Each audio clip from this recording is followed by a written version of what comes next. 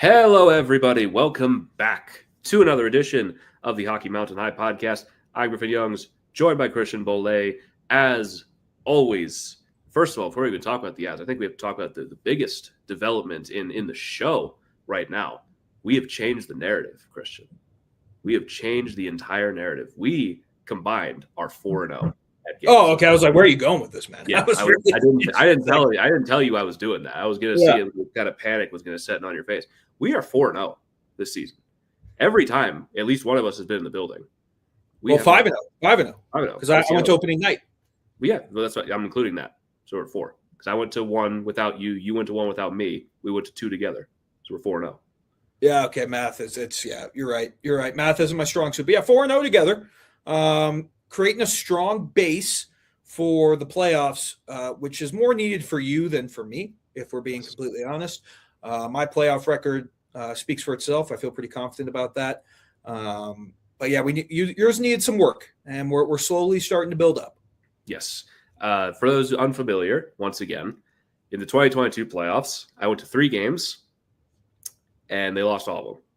Out of the 4 games they lost in the entire run, they lost 3 of the ones that I went to. And those were the only ones that I had been to at Ball Arena up until this season. But I am 3-0 officially. So now we're back. We've broken even. We're at 500. You just got to get on the board, right? That Devils game is so important. Yeah, you needed it. You got it. And now you're slowly building your way. You're like a team that's just heating up right before the playoffs. Exactly. Like you started a good streak right now. You're getting warm. Hopefully you continue this momentum going through the second half of the season and beyond. Exactly. We're going to get a real fraud check because we're probably going to go to a couple games down the home stretch of the season, and we're going to see how well this lasts because I don't think a single team that I've seen the Avs play is in the playoffs right now. But sometimes you got to see one go through the hoop. That's all you need. You got to win those games still. There's still an NHL team on the other side, and you performed admirably. The only complaint I have about that game from a viewing perspective is I'm a large man. They've made the seats at Ball Arena substantially smaller over the past 7 years. And it's not like I'm too wide for it. It's just my base is just large. I am a large human being. And I just need some seats that are a little bit bigger. Just a little bit. Because I feel bad for the people next to me. And you were one of the people next to me last night. Yes. It's like the first thing I noticed when we went to the Devils game in October. It's like, oh, wow, this is way more tightly packed than any other arena I have ever been in. Yeah. It's really tight in there. And when you're not small yourself. You're like 6 foot. Like that's not a small human being. I just felt bad for the lady sitting next to me because I just sat down and I could just hear her groan. So yeah, it was just fucking massive. So yeah, but that's my only complaint. Other than that, it was a phenomenal experience. Parking was great. The game was awesome for 55 minutes. The Avs played phenomenal. And then they had their usual 5 minutes where they just forget how to play hockey, which has just become standard. But other than that, it was a great experience. I love Ball Arena. I always love Ball Arena. And it's I wish I could go to more games. It's just with my schedule with work. And this is going to sound really bratty of me. But once you go to I've been to probably over 500 regular season hockey games. It's just kind of like I'd rather be at home on the couch watching it sometimes. Yeah. So it's nice just to mix in one. It's 3 or 4. It's like an itch almost. Yeah. It's like when you haven't been to one in a while, you go to one and you're like, okay, I'm good for a little bit. It was awesome. Like, don't get me wrong. I love being in the arena. It's so much fun. It's just the whole getting down there, parking, leaving. It's a mess. And you avoid all that by going at home. But I always do enjoy going there. But if it's a playoff game, I'll be there I'll sit in 3 hours of traffic for playoff hockey. My experiences, the first 3 that I've been to have not been that bad in terms of getting down there, getting back. Like the Washington game was a bit of a mess because we got out at rush hour. Yeah. But the game against the Devils got there super easy. Leaving this game, getting there against the Sharks, I had no issues. I've loved the experience of Ball Arena because, again, I-25, a lot people here talk like, oh my God, I-25 is awful. It's like, I don't think you've been in real, like, well, yeah, I mean, here's the thing. Traffic. Here's the thing. 20 years ago in Colorado, I-25 was empty. Like, you never had to worry about traffic. And it was kind of a great secret that Colorado is this great state to live in. No one knew about it. And over the past 15, 20 years, people have been like, wow, it's beautiful here. It's sunny 300 days a year. The winter isn't that bad. The summers are warm, but they aren't like the desert. Like, it's still like 100 degrees, which isn't terrible. It's not humid. It's a beautiful place to live. And slowly over the past 20 years, the traffic in Denver has gotten more and more miserable. And the difference between a lot of Denver cities and a lot of cities like Denver and where you're from on the East Coast, it wasn't built for this much traffic. It wasn't built. There's two major highways in Colorado, I-25 and I-70. And they weren't built for all these people. They weren't. And again, I don't think it's a bad thing. I love that this many people live here now and get to experience the state. But I'm one of those people who's like, yeah, I remember the days when I-25, it would take us like an hour to get to Fort Collins from where I lived in Highlands Ranch. Now it's like, if you get there in under 2, you're feeling pretty good. Yeah, you're feeling good. I mean, I agree with that. It was like, my take on the traffic in Colorado is, compared to Maryland / DC, the roads are worse here. Yeah. Like the infrastructure is worse here. The drivers are better.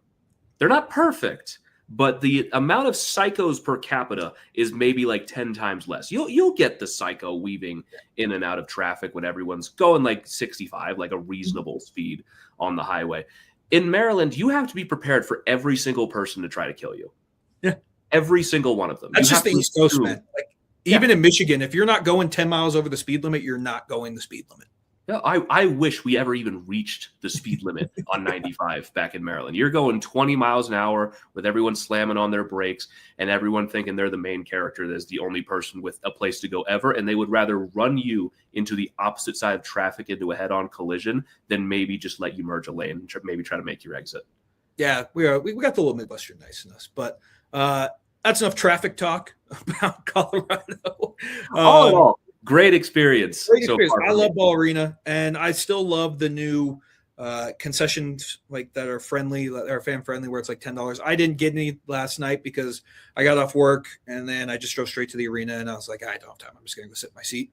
But that's phenomenal. The only other thing I had that I want to complain about Ball Arena, I went into the team store as I usually do to see what the item of the game is and see what jerseys they have. One, no Olympic jerseys, which I found kind of surprising that they didn't have any Olympic jerseys for any of the players. And two, I was looking at it for a t-shirt. It was $75 for a t-shirt. I was like, what the hell's going on here, man? It was $45 for a hat. And I was like, it's a sweet hat, but I'm not paying $45. I'll wait till the end of the year. I don't think there is a hat, like a baseball hat like this, that is worth $45. Right. There's not.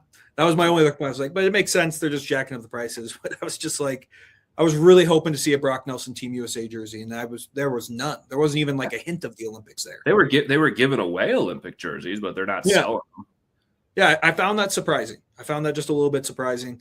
Yeah. So my quest for a Brock Nelson Team USA jersey continues. Instead, I'm rocking my sweet Team USA hoodie that you can't see. Now you can see. I got for Christmas this year because we're at the Olympic break. And has it hit you that we just don't get to watch the Avs for like 3 weeks? A little bit. It's more just like you blinked and we're 55 games into the season, where it felt like yesterday we were at like game 20 talking about, oh my God, the Avs have one regulation loss and the power play sucks. And now we're talking about like, well, they have a couple more regulation losses now. Power play is still absolutely abysmal. But now we're 55 games in and we're at the Olympic break. And then you're going to fast forward these 3 weeks because remember we talked about the gold medal games already had like 12 days. Yeah, 12 or 13 days at 6 a.m. Give or take 2 weeks, basically. Yeah. And you're going to be back. That's going to be a trade deadline on March 7th in just a little more than a month right now. And it's a full-on sprint to the end of the season. I'm almost kind of grateful for this break in a little bit. You're going to get Olympic hockey mixed in, so it's not really a break. Right. But you think about how much hockey is going to be packed into the next, like. What did they say? I saw a tweet and it was like they have 28 games in like 55 days or something like that. And I think they're coming back with 5 and 7 days. Yeah, like it's going to be a lot of hockey, fast and furious. And as we've talked about for a majority of the season, their biggest games are still ahead of them. and they're going to be in March. They're going to be a couple in April, but the season's going to be defined by that like 2-week stretch where you get Minnesota twice and you get Dallas 3 times. Yeah, you still. And now Winnipeg doesn't seem as bad anymore because Winnipeg stinks, but that's still throwing Winnipeg. But like you still have Edmonton 3 times or twice still, and Vegas. Do we play Vegas twice already? We have played them twice in Vegas. I forgot about the Halloween one. Yeah, the random game at like 2 p.m. The game that was at like 2 p.m. But yeah, you have Vegas again. You have a home and home with St. Louis, which will always be tough. You only have 3 games against the East entirely, basically. Like I would not think it's crazy to say that pretty much everything before this point didn't really matter. No. Like, well, and here's the thing too. I love the narrative that the East is tougher than the West and that the East is so much better, but the Avs have like the best record against the East. Yeah. Like, okay, all right. We had 81 points and we faced all the East teams. So what do you got to say now? The only team you haven't played is Pittsburgh, and you play Washington one more time. Like, and then that's it, basically. That's it. But it's gonna be a sprint to the finish. I just had that kind of realization today. I was like, damn, like I got 3 weeks. Like the Olympic hockey is gonna be fun. I'm looking forward to it. I wish it was in like a more opportune time to watch the games, but I do understand it's being played on another continent, so you do have to factor that in. But it's not going to scratch the itch as much as just waking up and knowing, okay, I got an Avs hockey game today. No plans at 7 p.m. Go. That's going to be interesting. But like you said, the break's going to be nice. We're still going to have shows twice a week until the Avs are back. We're going to mix in some guests and just kind of preview the rest of the season, where we go from here. And like you said, the trade deadline is going to be here before we know it. So there's going to be a lot of stuff happening. We'll talk about the Artemi Panarin trade, which is probably the biggest fish that's going to get moved. Yeah. You're hard pressed to find a more important piece than Artemi Panarin entirely. Yeah, is going to be a sprint to the end of the season. And it feels a lot better to go into that break with a win. Yes. This game against San Jose, to be quite frank, the Avs played really good. Like I said at the beginning, for like 55 minutes, they were awesome. They were dominating the Sharks. The power play still stunk. It was so bad. We will get to that. Bad. We'll talk about it. And they dominated for a lot. Askarov was awesome last night. Some of the saves he made, he brought Brock Nelson like 3 times on one shift. Yep. Askarov was awesome. He was the only reason this game was 2-0 going into the third period. And then the Avs have their typical 5 minutes where they just forget how to play hockey. They give up. Parker Kelly. Even then, it just felt so unlucky that 5-minute stretch, because you were about to say, Parker Kelly just accidentally deflects a puck into his own net. Sam Girard has a horrible play in his own zone that leads to an odd man rush that ends up in the back of your net. But really, outside of that, like outside of the power play, of course, not a lot to be upset about with this game. I felt like I kept my expectations pretty low going into it. This is the last one before the Olympic break.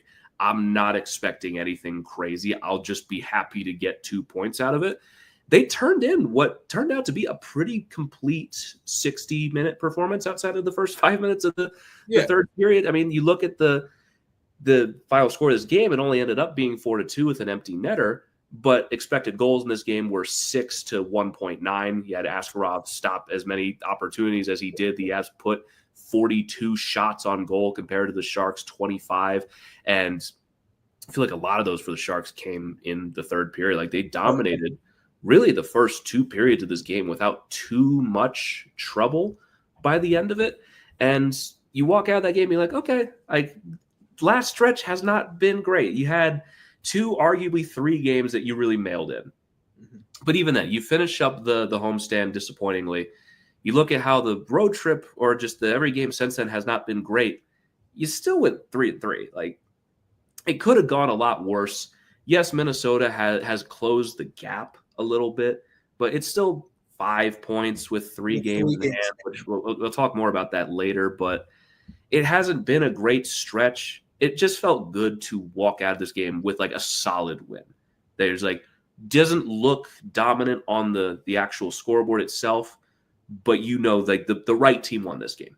The Avs dominated this game. It would have been really frustrating if they did lose this game, but they didn't. They were able to pull it out because they took our advice. They went 4-on-4. They stopped going on a power play. I hate that worked. I hate that bit is actually like a real thing now because they did it first try. The power play in this game, abysmal again.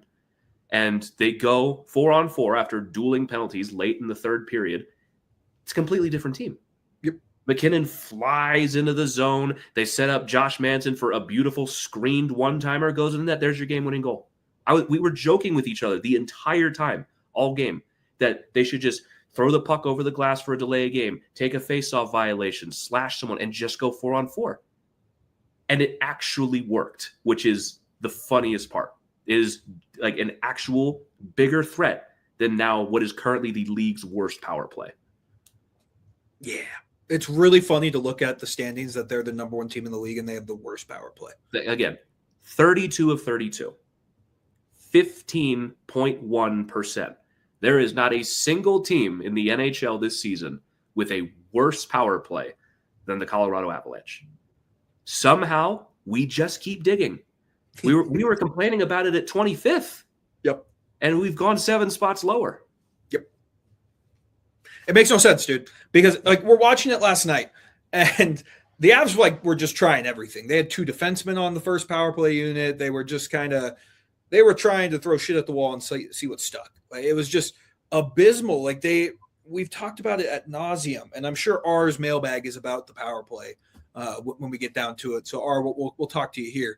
It's so predictable. It is the most bland and boring power play on planet Earth. And they just, if they don't score in the first 10 seconds off a set faceoff play, they just aren't going to score. They aren't going to score. Like the one chance they had, I remember, was McKinnon set up Gavin Brindley for a one-timer, and Brindley shot right into Askarof's chest. And that was with like 15 seconds left in the power play. But the previous 1 minute and 45 seconds, they couldn't get shit. Yeah, they didn't do anything. Like, there is a play here that, to me, encapsulates the entire thing. In the first period, there was a small 4-on-4 opportunity after they put the Avs on 2 straight penalty kills, but then they gave one to the Sharks to even it out.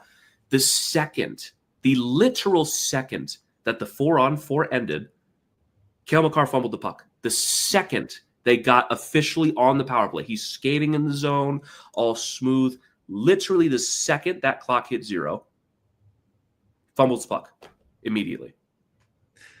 It was insane. Like we were just laughing because I felt like we were being a little pessimistic, but we're sitting there and we're just like, oh yeah, a power play. Okay. They cleared it. All right. That's another 30 seconds down. And then at the end, we're like, they didn't give up a shorthanded goal. Yeah. That was the victory here. Because again, when you're 32nd, when you're running at 15%, it is not pessimistic to be like, oh great, a power play. It is not pessimistic to say this could cost you a championship this season. I don't think I need to do any research to say that I don't think a team that has the 30 or just the worst power play in the NHL has ever won a Stanley Cup. I feel very reasonably confident saying that. Yeah. Hopefully Dave Haxtell takes this Olympic break and they're just coming up with plans for the power play. Just something. Yeah. I mean, again, you're in last place. Yeah. Like there is no misconceptions about anything here. It is game 55. And you are in last place. You have been at a low point with this power play all year, and you're still digging. You're still finding ways to be the worst. Yeah. Where now you are below teams like Utah. You are below teams like Calgary and Washington. Teams with just abysmal power plays. And a team with Nathan McKinnon and Cale Makar is the worst of all of them. At this point, 55 games into the season, you're running a 15% power play. There's a stat I had that is like the exact numbers for it. I have to take a second to find it from Corey. But the Avalanche have had 178 power plays so far this year, and they've scored on 27 of them for 15.1%. Not great, Bob. Horrible. Like genuinely one of the worst power plays we have ever seen in our lifetime. So at that point, everything's on the table. Because again, I all the whispers I've heard about Dave Haxtell is that he's like generally pretty liked by people. Seems like a good guy in the locker room, good guy for a lot of the younger guys coming up, helping develop some of their games. That's been what I've heard. But when you're 32nd, dead last place with this talent, I'm sorry, but that conversation's on the table. That it is. How can you justify keeping your job in a must-win year? where you might not have a better shot than this. And if your power play is going to cost you that much, you have to have that conversation because we've been talking it all year. Yeah, we've been talking about it all year. You have to have that conversation. I'm just more like it's not helpful that Natchez has been out, Landeskog's been out. Like you haven't really had your top power play unit. I mean, yeah, sure, but it's been that way all year, so it's like you can't really use that excuse. Why the Seattle Kraken are running a power play at 23% and you can't? It's just not creative. It's bland. It's boring. It's predictable. Like it's just all those things. No one's moving on the ice. No one's moving. They're all stationary. They go to their spot. They just stand there. No one's moving, exchanging places. You're not switching out the screener. It's just so predictable and so boring. And I want like an actual like hockey analyst and the coach to come on here and just tell me I'm not being crazy by looking at this and being like, is it because they're just standing around doing nothing? Like, is that why this looks so bad? And I just want them to come on here and show me. I mean, we're at the game and we're both narrating to each other, pass to the perimeter, pass to the boards, pass back to the perimeter, pass to the boards, skated around the net, pass back to the perimeter, pass to the boards, cross crease pass, missed shot, pass it back to the point, pass it back to the – it's the same thing over and over again. And it's embarrassing to look at how the Islanders have a horrible power play at 15.8%. They are tied for 29th. That's still above you with your old coach that you fired after the first round last year. Yeah. Like that is unbelievable to me how bad this is. Like it literally cannot be worse than this. Yeah. No, I mean, that may be the one, like, if you look at it glass half full, it can't get worse than what it is right now because it's at the bottom. Yeah. It has to go up from here because there's nowhere else for it to go. Yeah. So we'll see. We'll see. Hopefully the Olympic break. That's what I'm looking forward to most in the Olympic break. Not having to worry about the Avs power play for 3 weeks. I mean, also, like, I don't know, maybe putting McKinnon and McCarr on Team Canada's power play ignites something in them and reminds them that, wait, we could just play better than correct. That. We don't have to do that. Yeah, we'll be good. We'll be good. So we'll see. But outside of the power play, like we were saying, this game, the Avs stars showed up. I mean, you had Big Val had 3 points in this game, 3 primary assists. He was awesome last night. He was great. You got to see Val doing what Val does best, and he got rewarded for it last night with 3 points. Like he was just dominant. He was really good. He was noticeable every single shift. Yeah, exactly. Great to see him getting going offensively. Like he's just been in a weird rut offensively. Like he's finally been available for the first time. It feels like in forever for the majority of this season. He just hasn't had that same level of impact. Not to say he hasn't been effective, but you're just not to the level that you're used to. Where again, you look at the last 3 years, you take the guy out of the lineup, their record becomes significantly worse than like the 800 that it is when he is in the lineup. Where just I don't know, maybe he's just being relied on to do less.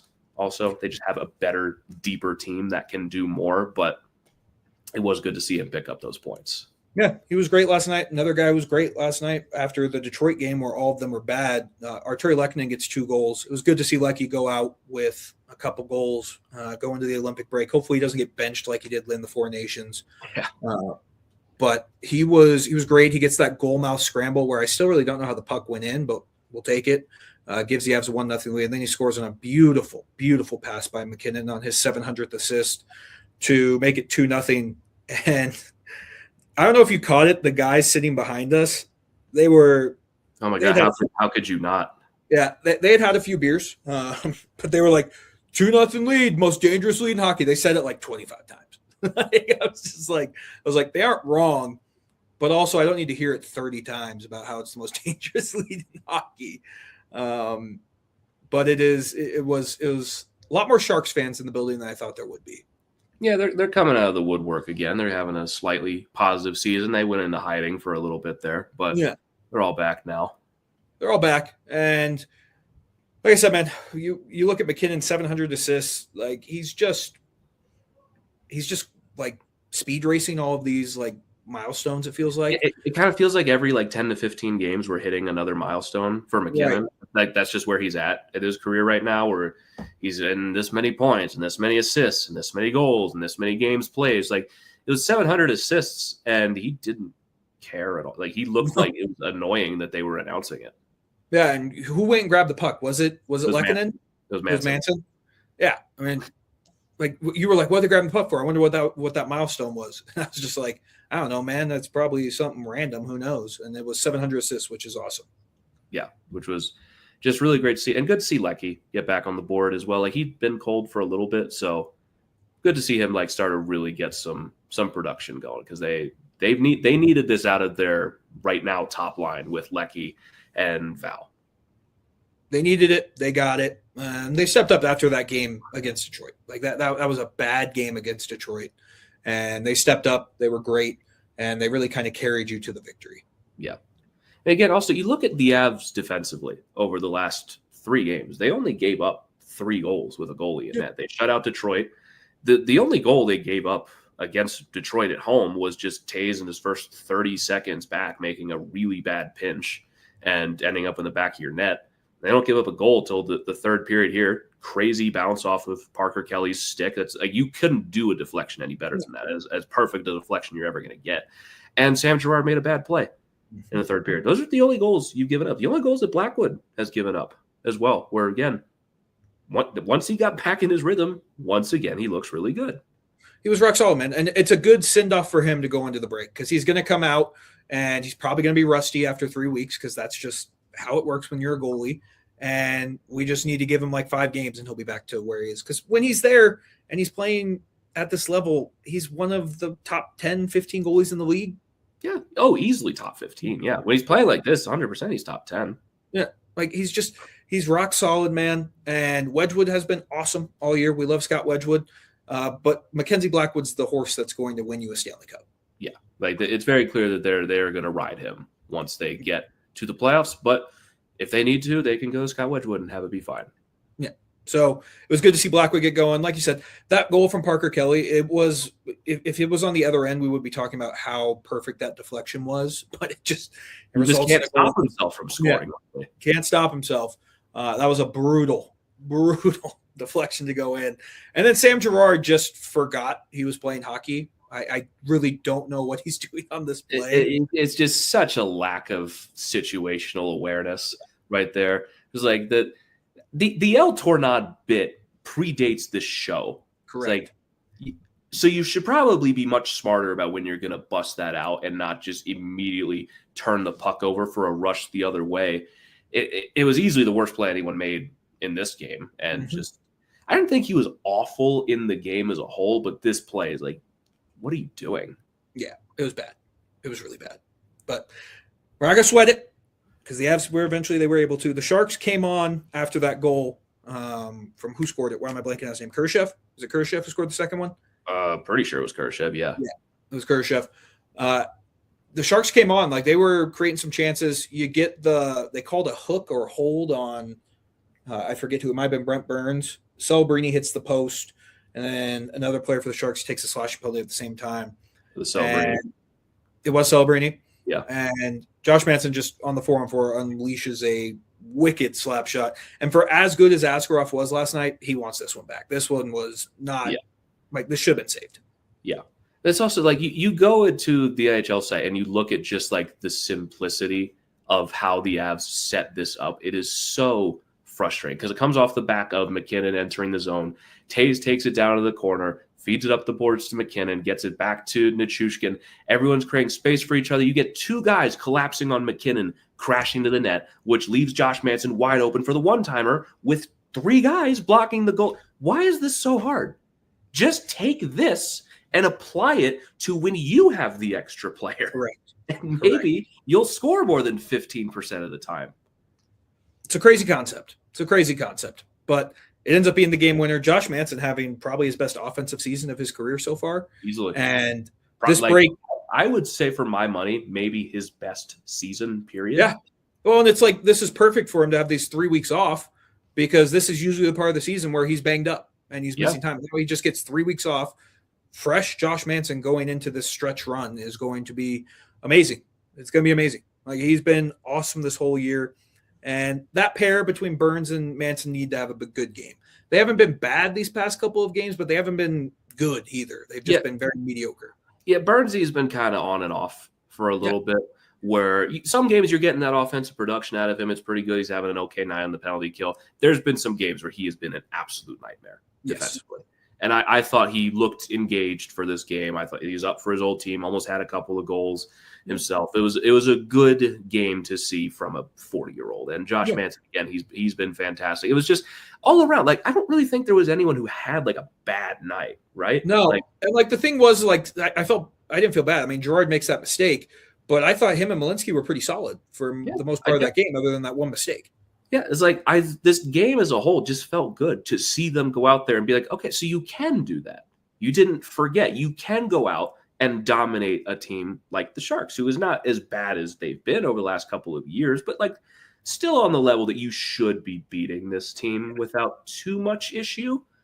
And they did for the most part. If not for Askarov having a great night, they probably could have had a November Avs performance where they won this game 6 or 7-2 or whatever. You don't realize how much it's 6-7 in passing conversation until this whole fucking thing started. But regardless, this game, like, it just felt good. It felt like a warm cup of soup going into the break where you're not alleviating your concerns about the power play, but all the other stuff is like, okay, well, gonna get a little time off, gonna get some guys healthy. Taze is already back, which improves the defense tenfold.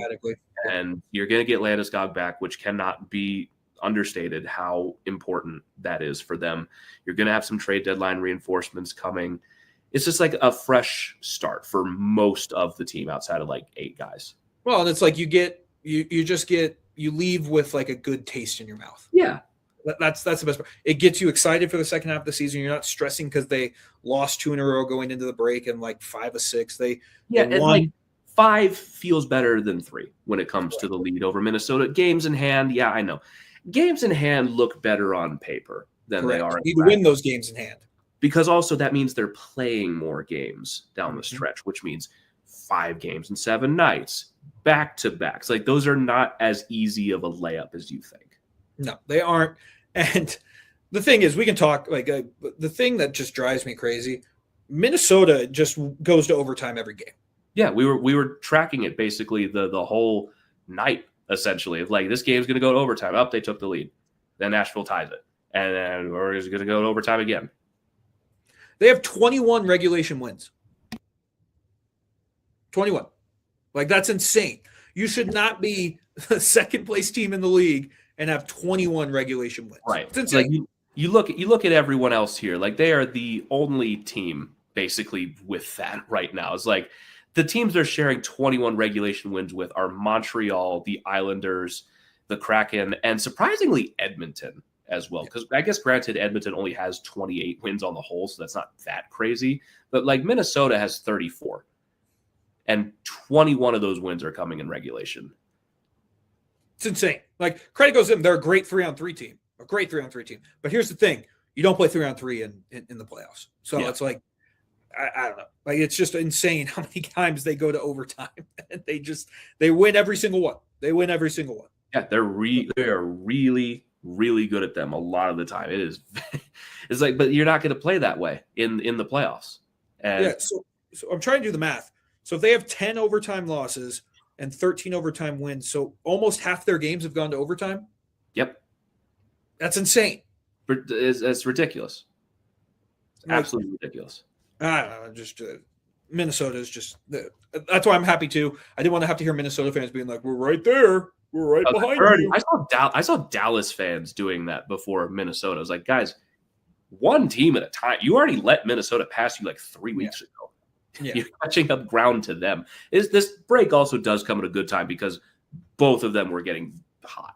Dallas has won 6 in a row. Minnesota's won 5 in a row. They're 8-1-1 in their last 10. Dallas is 7-3 in their last 10.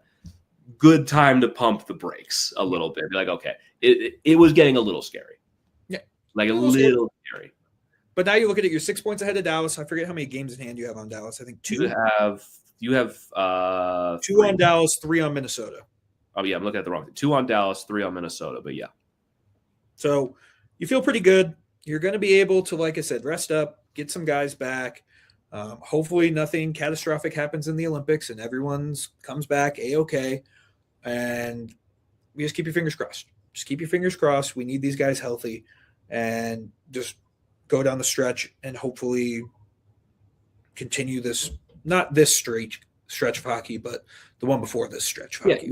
Like this stretch, I basically said earlier, is like from this point on is basically how I'm going to judge teams going into the playoffs. Like it almost is going to feel like a new season once we get there. Like 2.5, 3 weeks off is not insignificant. Like you're going to have guys on vacation and guys coming back from the Olympics that are going to have to ramp back up for a home stretch of the season.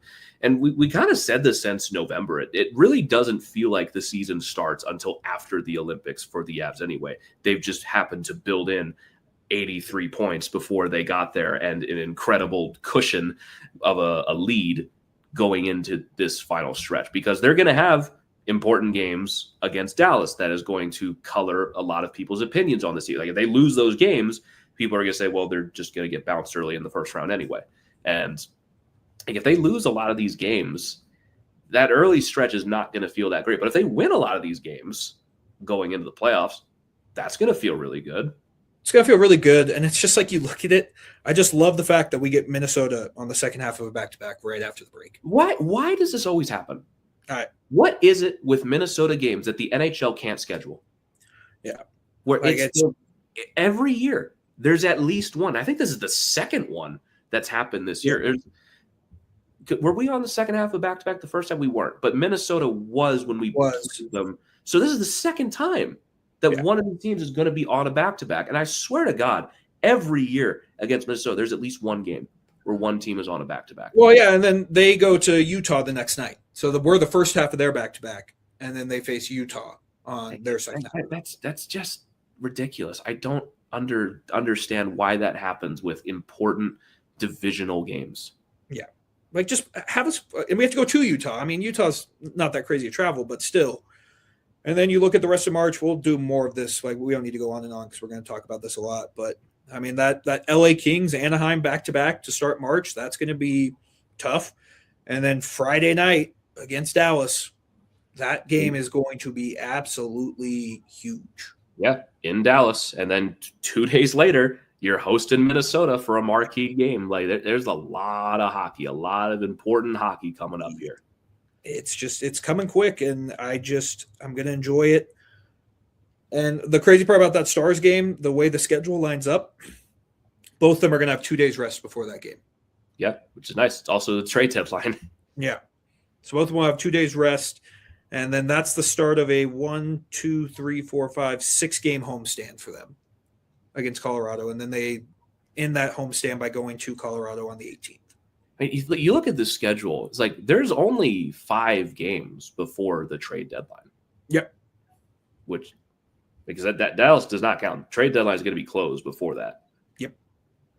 Like it's coming up quick, man. Like there's a lot of hockey coming up. And that Utah game is going to be tough just because Utah's battling for a playoff spot. Utah has been a tough out for us the entire year. Yeah.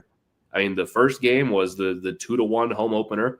Next one was the overtime loss, and the last one was the 1-0 game back before Christmas. Like Utah's been a tough out for them this year. That's not an easy game. Yeah, I mean that's going to be those just 2 tough divisional games to start, and we'll have to see. I will say this though, I will be going on FanDuel after the Avs Minnesota game and betting so much money on the Utah Mammoth to just beat the crap out of the Wild in that second half of back because the Wild are going to dump everything into this game against the Avs. That's what happens multiple times. You have teams who like play their best game against the Avs and they play either the next night or 2 nights later and they get blown out. Yeah. They are going to dump everything into it. Everything. So that's what I'm going to do. But we'll save more of the schedule talk for the next 3 weeks because we're going to have a lot of time. Let's talk about the Artemi Panarin trade, the drama that was it all. And I want to break this before we go too deep and get a little funny.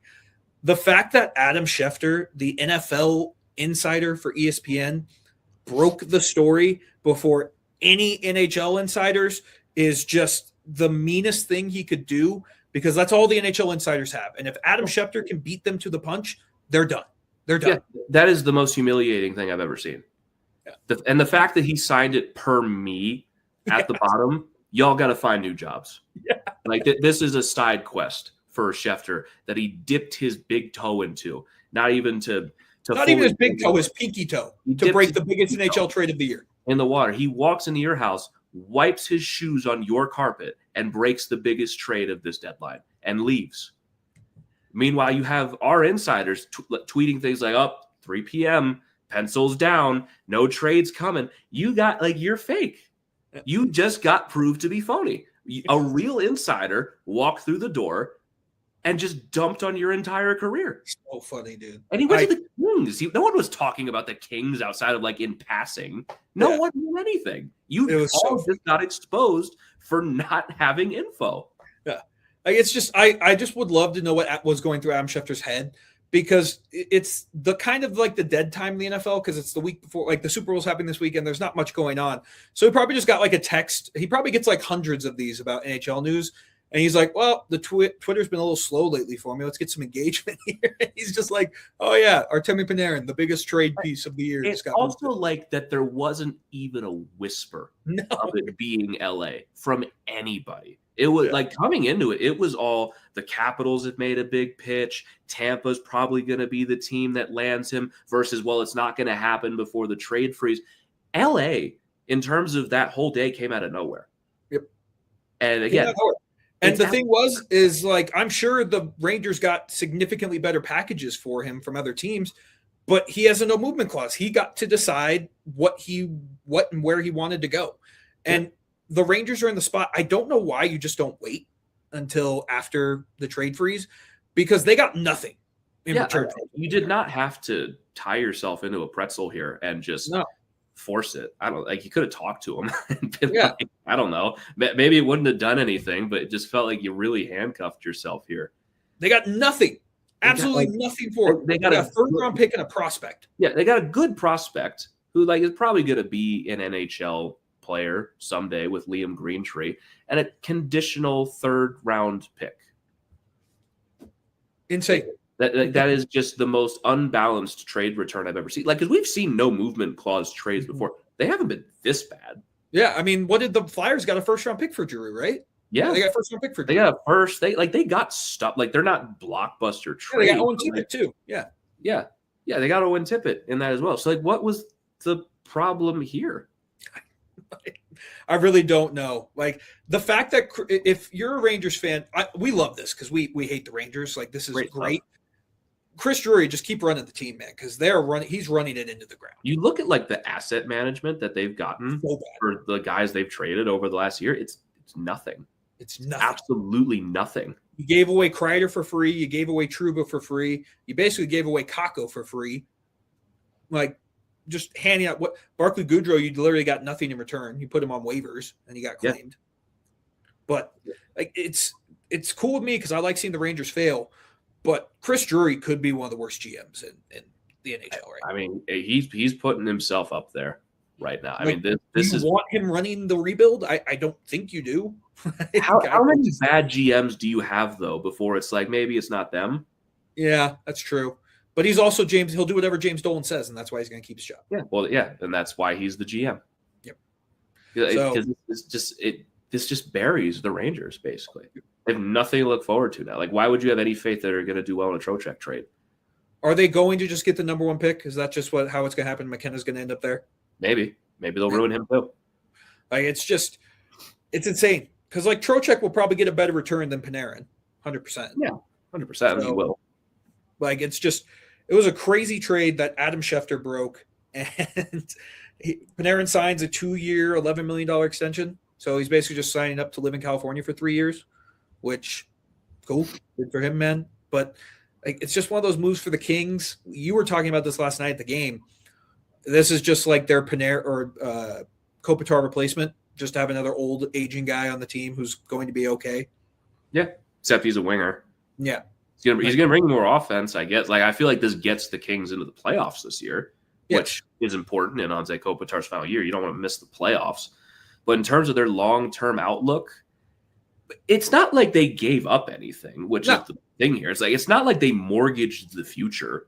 And let's say Artemi Panarin totally tanks next year. It's a 2-year deal. It's not gonna be that hard to get rid of it. So it's I look as like, well, it's not really going to help them. But again, they didn't have to give up anything for it. It's not like they had to trade like Byfield or Brant Clark or anything to like make this deal happen. So I don't think I think it moves the needle for them a little. Like it's going to help that they're abysmal goal scoring problems.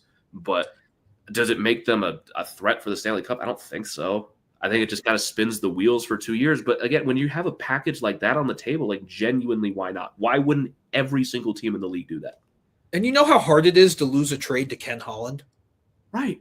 You know how hard it is? That badly too. He accomplished it. He lost a trade to Ken Holland. And I don't know. I just look at the Kings. They're okay. Like they're just not a great team. They don't scare me in the slightest. Quentin Byfield rocks. Brant Clark's good. Kopitar's okay. But like Kevin Fiala's awesome. Like they're just an okay team. It is also funny that like we're talking about regulation wins. The New York Rangers have 14 regulation wins. How many do you think the Kings have? It's like 17, right? We were looking at it. It's not a lot. It's 14. Yeah. They have the same amount of regulation wins as the New York Rangers. They have one more win flat than the New York Rangers, but they also have 14 overtime losses, which kind of like what we were talking about last episode with the point format right now is just absolutely. They have 7 wins that are losses. Yeah, it's absolutely broken. They're 10 points ahead of the Rangers with one more win. Granted, they have 2 games in hand on the Rangers, but it's just so funny to think about that. We're looking at the Rangers like they're dead, buried, selling, rebuilding, and the Kings with very similar stats outside of overtime losses. Like, yeah, well, this probably gets them in pretty comfortably into the playoffs now. Yeah, just the way it is, man. It's annoying, but I don't know. The Kings maybe make it to the playoffs. I think they get in. I mean, like you're gonna have Seattle's riding like a PDO bender and a half, which you have to think crashes at some point. I think they're going to get in. I don't think they're going to be that high up. This could be a team that the Avs face in the first round, which yeah. But I mean, they're fine, right? Like I think it gets them in. The West isn't super strong, and they'll go from there. I mean, interestingly enough, in terms of points percentage, Edmonton is currently the second wild card. That would be so funny if the Avs matched up with them in the first round. Wouldn't it just be like just so cruel? Like, okay, we win the West again. We get the lowest seed. The path is Edmonton, Dallas, Vegas. Like, just a bunch of bullshit on the way. Yeah, I mean, it's just, again, the thing that just pisses me off about the West is the Pacific's a fucking joke. Yeah, there's a very real chance that the first wildcard team that comes out of the Central and could win the Pacific bracket. Yeah, 100%. Because right now that's the first wild card is Utah. Yeah, maybe not. But like Utah has 30 wins. Yeah, Vegas has 26. Yep. It's just it's a joke. It's bullshit. Because like, what would it be? So right now, not based on off points percentage, like you said, it'd be Avs versus Oilers in the first round. Yep, it'd be Stars, Wild, Vegas, Utah, Seattle, Anaheim. I don't hate that. Yeah. That Pacific matchup is abysmal. Yeah, so bad, so annoying. Vegas, Utah is potentially a fun one. Like, there's a real chance for Utah to win that series. Dallas, Minnesota, we know what that's going to be. Colorado, Edmonton, like that's the best series of the whole playoff. Correct. That's the conference final happening. Correct. In round 1. And then the Avs will play in the next best series against either Dallas or Minnesota in the round after that. And then it literally gets easier from that point. Correct. So I will say the Avs against the Oilers goaltending, I do like their chances. I do. Against Tristan Jarry, who is openly being criticized by Leon Draisaitl and the Flames after the Battle of Alberta last night. Yeah, not great, Bob. Not great. And Stuart Skinner's been awesome for the Penguins. He's been good, like genuinely just really good. Maybe it's not the goalie. Yeah, maybe it's just you. Maybe take a look in the mirror. But just put a ball in the Artemi Panarin trade. Again, that's the biggest fish that's going to get traded. And again, usually the team that gets the biggest fish doesn't necessarily always win the cup. It's the smart. Like we'll see if LA makes the playoffs. Yeah. So we'll see. but that was just a very funny trade that happened. And yeah, Adam Schefter. I still can't get over that Adam Schefter just absolutely. Well, and like, here's the thing too. How is it that after he gets traded, it comes out, oh, he only wanted to go to LA the entire time? Right. How did no one know that? Yeah, how did no one know that? What do you do all day? Right. And then I have to see aggregators tweeting about you on the radio saying, well, I think the Avs are going to add up front. Thanks, guys. Thank you for doing your job. It must be so fun to be an insider sometimes because you don't have to know anything. You can just give your opinion. And the NHL insider is the easiest of the insider jobs. Yeah, you don't have to know anything. Like Shams is getting destroyed right now because Giannis is not getting traded from the Bucks. You will never have an NHL insider reaching that level of criticism because we've just accepted that 99% of the things they say is pure speculation. Correct. And that's the fun part. So Adam Schefter, keep breaking NHL news, man. I love it. Just become the insider of insiders, brother. I already was skeptical on insiders this entire season over the last several years. This just buried any credibility that they will ever have in my eyes. Like I still think Friedman's pretty good, but everyone else, I'm like, why would I turn your tweet notifications on? Like, there's no reason. There's no no one is ever breaking a story like that in the NHL. None of those insiders are doing that. Adam Schefter literally just showed up to your house for fun and embarrassed all of you and signed it per me at That's the bottom. The funniest part, dude. That's the funniest fucking part. Per me and Emily. And then he had to put, I think the ESPN execs, because then Emily Kaplan, I think he edited it and put per me and Emily Kaplan. Yeah. I mean, to be fair, they work for the same company. And Emily Kaplan is the only one that was protected by this, by citing her name on it as well. But that's embarrassing. Y'all got to lock in now because you've been exposed as you don't know shit. So you better get your shit together post Olympics and start breaking some trades because your time is numbered. You're donezo. What else do we have to talk about? Other things that we have to talk about. I mean, the stuff going on with Gavin McKenna right now that broke yesterday, seemingly out of nowhere. Gavin McKenna was arrested at Penn State for aggravated assault. Basically, for those who don't know, Gavin McKenna, the projected first overall pick this season, playing at Penn State at 18 years old right now. This is a complicated one to look at because you've seen other details come out about this, where McKenna was arrested for aggravated assault and could potentially face up to 20 years in prison because, again, he's 18 and he is an adult. It's not going to happen, but that's the rule. That's what it is for everybody. But it's hard to comment on things like this because you don't have the full picture. Sure. But it was rumored that some drunk guy following him around at a bar where he's with his family and everything, talking about his mom, and Gavin McKenna broke his jaw, which you look at and you go, right? Is that as a human being, you're yeah. But also when you're the projected number one pick, you're going to be a superstar in the NHL. You're held to a different standard, unfortunately. Yeah. You are. But also, you have to remember, again, 18 years old. He's an 18-year-old kid, man. Also, why is an 18-year-old kid in the bar? What are we doing here, man? Why is he in a bar? And also, here's the thing, too. I know you have friends from Penn State. But singular friend. Yeah. Penn State just is nothing but dirtbags and scumbags there. It's just bad people. For those of you that don't know, Christian, big Michigan fan.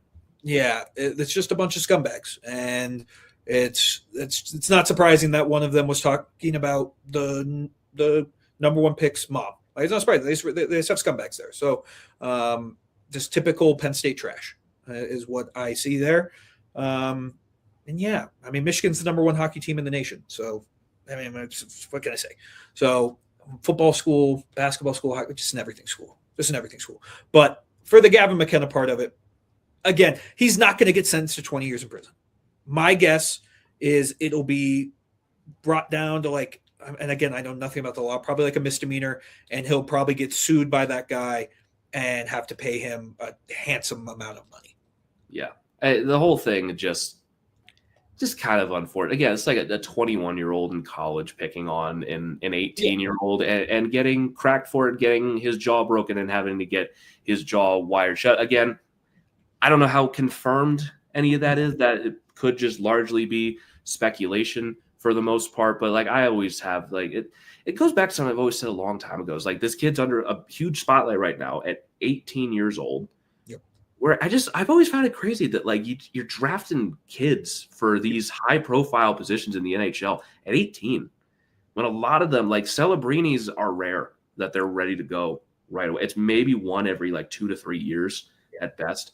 Most of these guys are really not ready, at least until 21, at the very least. I just have a lot more sympathy for an 18-year-old put in a position like that. And Yes. losing is cool, and making a bad judgment call. Shouldn't have done that, but I feel like everyone who sees that would go, don't condone it, but I understand. I understand it. Yeah, it's a bad thing. It's not great. It's not great optics for him, and we'll see what happens with it. But it was a pretty big hockey story that we had to talk about. When you sent me the tweet, I thought it was fake. Yeah, I thought it was fake, and then it got confirmed, which is crazy. And to switch the topic back, we can talk. We didn't bring this up when we were talking about the game. Celebrini awesome. He's going to be a problem in this league. You just watched him last night, and you go, "Yeah, that kid's going to be a problem." that is It's a problem already, but he's going to be very good for a very long time. It's like he's had like probably the biggest meteoric rise we've seen for a rookie since Matthews, I would say. I'd agree. Like at the very least for a first overall pick, like you went McDavid, Matthews back-to-back years, had good first overall picks in there. You had Bedard make it right away, but Celebrini has just been better than him.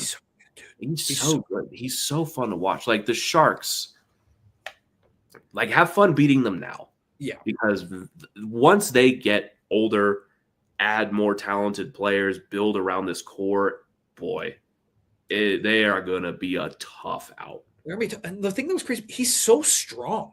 Yeah. Like for a 19-year-old kid, he was strong on the puck last night. I And feel he's like still people buried that a lot, that he's 19. And he was doing stuff like this at 18 last year. I feel like that really gets buried how impressive that is. Yeah. When he still has a lot of growing to do. Yeah. He's still at 2 years before he can legally drink. Yeah, and the thing is, too, you do have to take into account his dad was the strength and conditioning coach or like something with the Warriors. So he's had it explains why he's so strong. But still, at 19 years old to be that strong, and you're only going to get stronger. And like he doesn't even look a little bit out of place. No. Whereas like you see players like this sometimes where they're 19, they belong in the NHL because they're so talented, but they get thrown around because they're a child basically.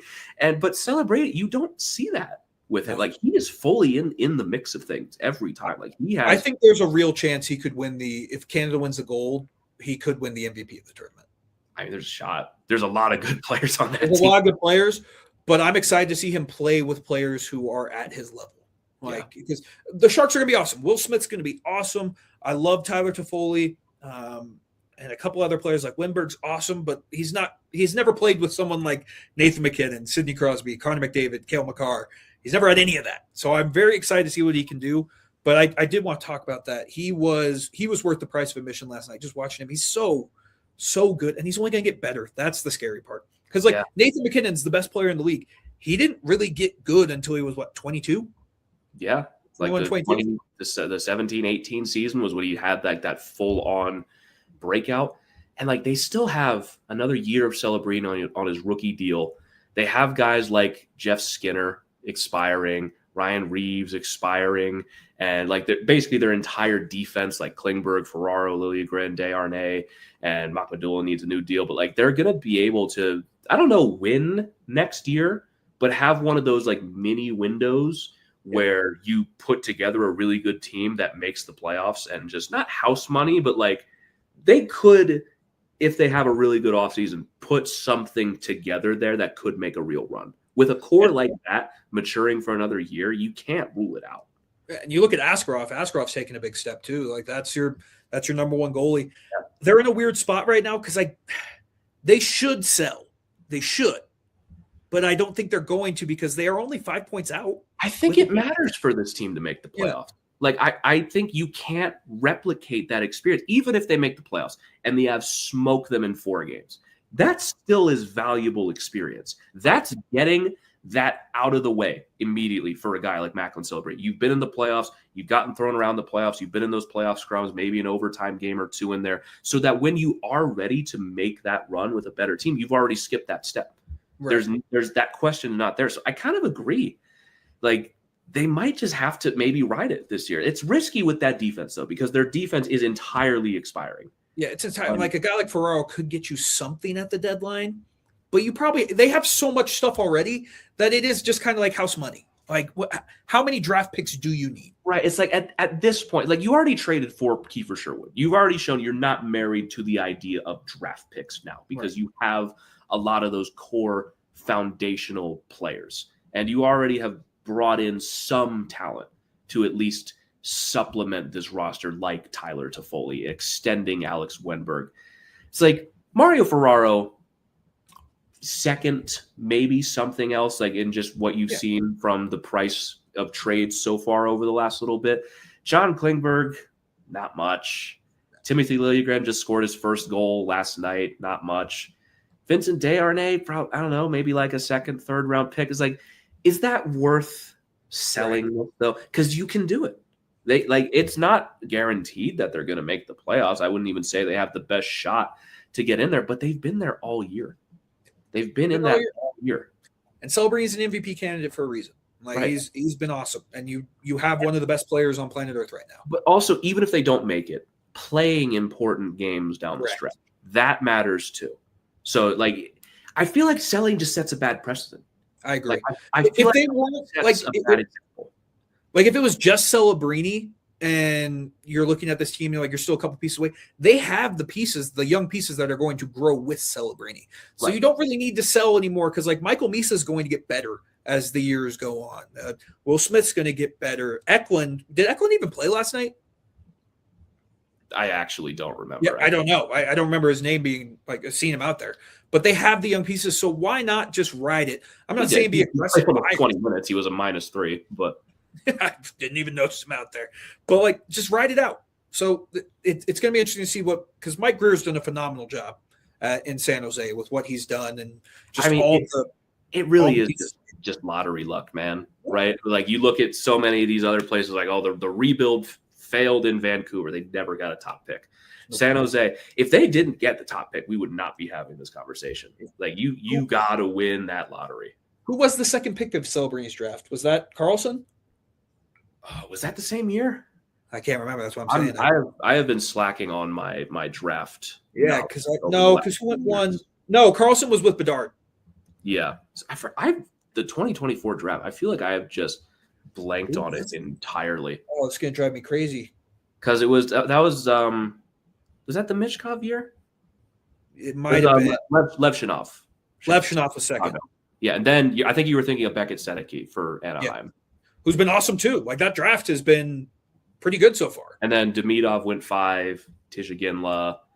Okay, now this is ringing bells. All those top 5, all 5 have been solid NHL players so far. Good draft. I mean, Bouyem was now with Vancouver. Like, now it's starting to ring a bell. This was the Spear draft, right? Yeah. So before we ended, I just wanted to mention, like, the Sharks, we're going to enjoy beating them now, but they're going to be a problem. Like, when the Avs are in like the later part of this window, it's going to be, can the Avs get over the hump of the San Jose Sharks? Yeah. In the later part of the window where the Avs are winding down and the Sharks are probably the favorite in the West. Like, that's going to be the natural progression here. It happens in every single era. Yep, every single era. But I think we covered everything. Let's wrap the show up with some mailbags. Yeah, let's get some mailbags here. We have our first one from talking about power play. Saying, y'all's last episode talked about the power play some. I know I'm the power play bad dude, but the issue, like you say, is with the players. I'm no coach, but I did play juniors and spent my entire youth in a rink, so I understand that perspective. Excuse me. The only thing Hackstall could really change and did is the entry into the zone. After that, there's like 4 formations that are used. The high-level players can do specific plays within those formations because of the skill level. The plays, formation, entry don't matter when mentally they're defeated or whatever it is with it. You can see the change in body language when they go on the power play. Watch McKinnon specifically. He tightens up. He doesn't skate the way he can. He has some of the best hands on the planet, and he doesn't do it. You can see with everyone else too. The only fix is for the players to dig deep and sort it out. Would you blame Team Canada to pass over Makar and McKinnon on the power play? If they don't get passed up, maybe the mental reset will trickle down to the rest of the team when they get back. So, yeah, I mean, like, this is why we love R, because we mentioned it and he brought it up. Like, that's exactly what we were talking about with it. Hopefully the McKinnon and Makar magic from the Olympics will carry down into the NHL, and hopefully, like, maybe ours right, where it's just they need a confidence boost. Maybe you just need to see some go through the net and remember how to be Nathan McKinnon and Cale Makar on the power play. Because, like, it can't just be the formation, right? Right. When you have this level of talent, when you have McKinnon and Makar, 15%, it can't just – even a bad power play with those two should probably be operating closer to 20. Yeah. Like that extra 4% or so. You know what I'm going to say we should do? Instead of booing the power play, we should do what the Phillies did a couple years ago with Trey Turner when he was going through a slump and they cheered him. Maybe when the Avs go on the power play, everyone in Ball Range just gives him a standing ovation. Like, let's go, boys. You got this. Because, like, I think we're even past the booing part. They went on the power play. All I heard was groans. Yeah. Because, like, maybe that's what we do. We start that petition for the first game back in Denver and the Avs go on the power play. Everyone just stands up and cheers the entire time. You got this, boys. Let's go. Hey, great pass. Great. We're just super encouraging. I would love for that to be what happens. Like, just do that. And maybe that'll be the fix. Like, you got this, boys. Just positive reinforcement instead of booing them. I don't know. Try anything. Yeah, like they got the yips right now. Like, it's gotten to the point where now it's in their head.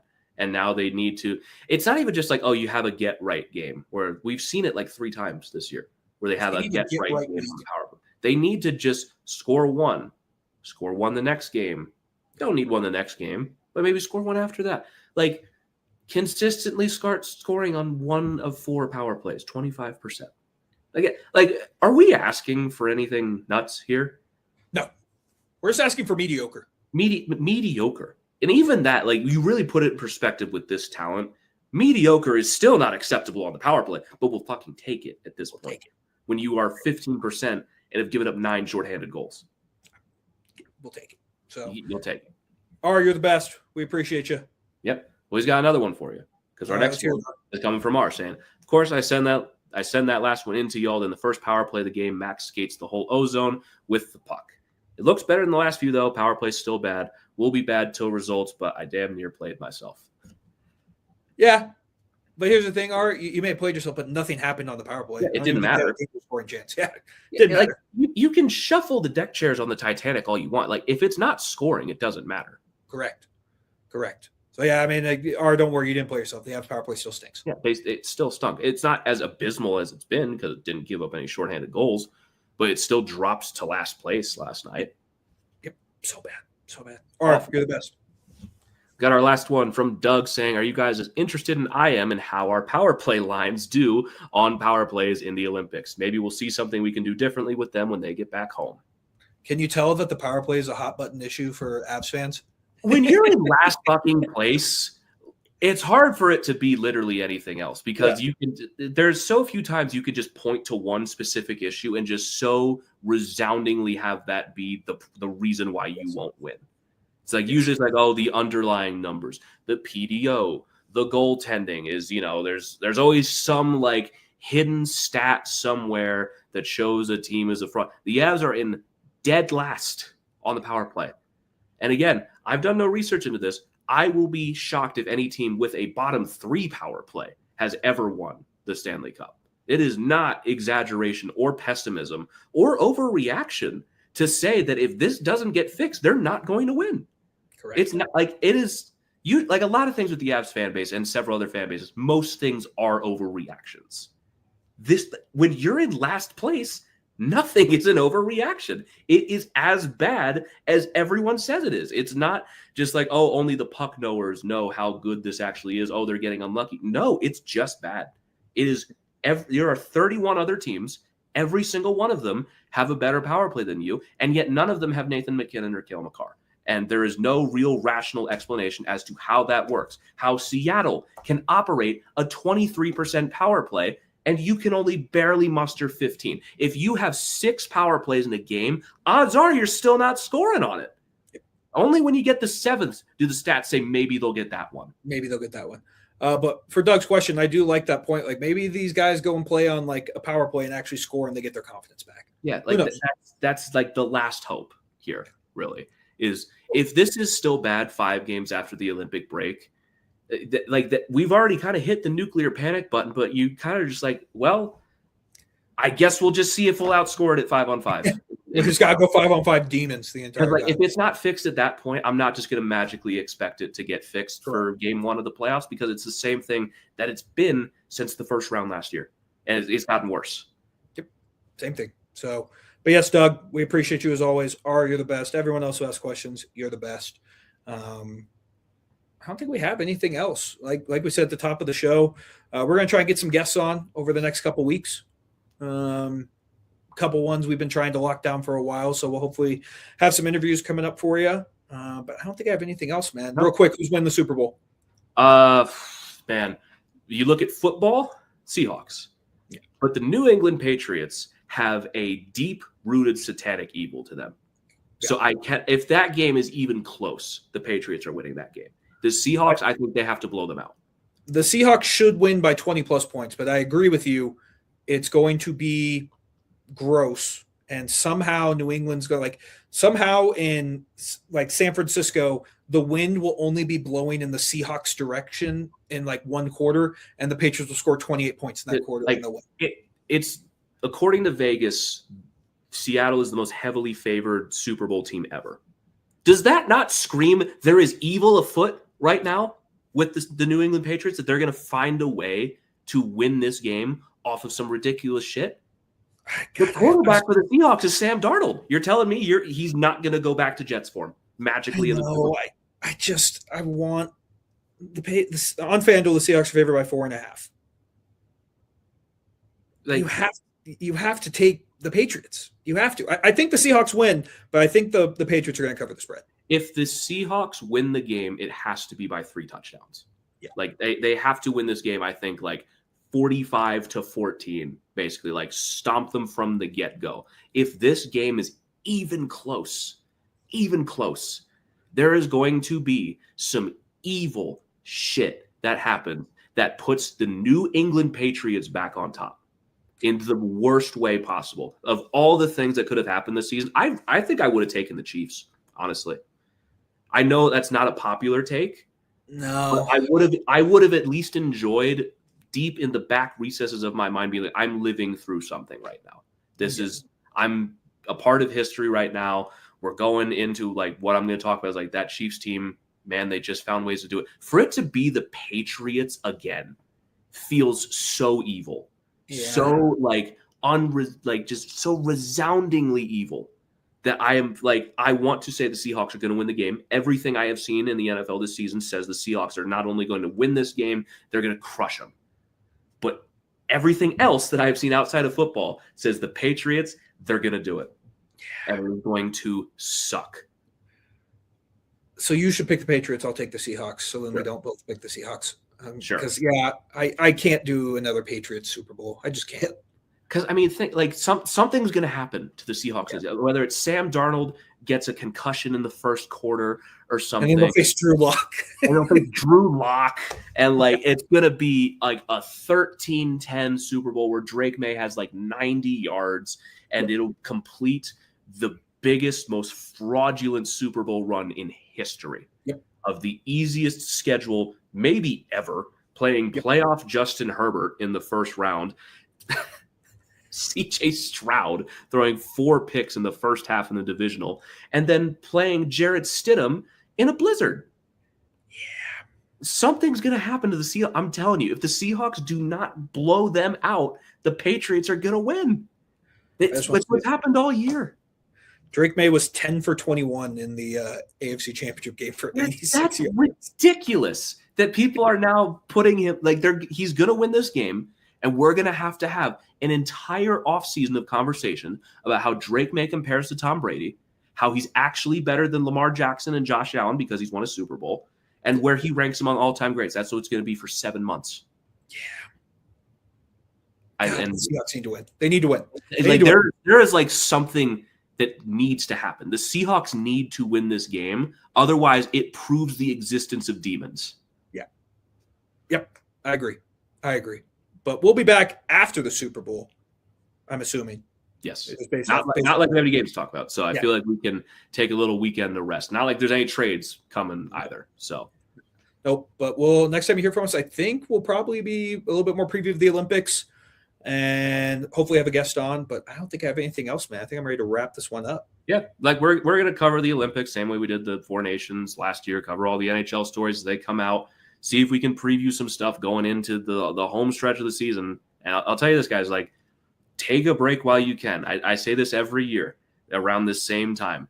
They give you a little bit of a break here. Take advantage of it. If you don't have to think about the Avs like we do, like we get paid money to do this. If you don't have to think about them, maybe don't for a couple weeks. Take a break. Take a step back for a little bit. Don't stress about the power play. We're free for 3 weeks. Don't have to worry about it for 3 weeks. So just take a step away for a little bit. I know that's a very counterintuitive thing to say as someone who makes Avs content, to step away and not consume any Avs content. But as a human being who knows how emotional people get over everything like this, take a break. There's going to be plenty of time later to stress. You're going to have basically 3 straight months of just non-stop, just kicking you right in the gut every single day. Yep. Where once you get to the playoffs, you're going to wish you took 2 weeks for yourself here. Correct. So I'm going to enjoy it. And we're going to get to watch Olympic hockey for the first time in forever. So that's and it's not a full hockey break. You get the Olympics. So cheer for Team USA or cheer for the Avs in Team Canada. I'm not going to tell you what to do, but it's going to be a lot of fun. Take your break while you get it. Plenty of time to stress about it later. But I think for now, that's going to do it on this edition of the Hockey Mountain High podcast. I'm going to give a shout out to myself. I only sneezed once. Proud of you. Yeah, and there was a point where I could not see the screen because of my eyes watering, and I tried to subtly make it look like I wasn't crying, essentially. I want to look at it in post to see how well I did, but I don't know.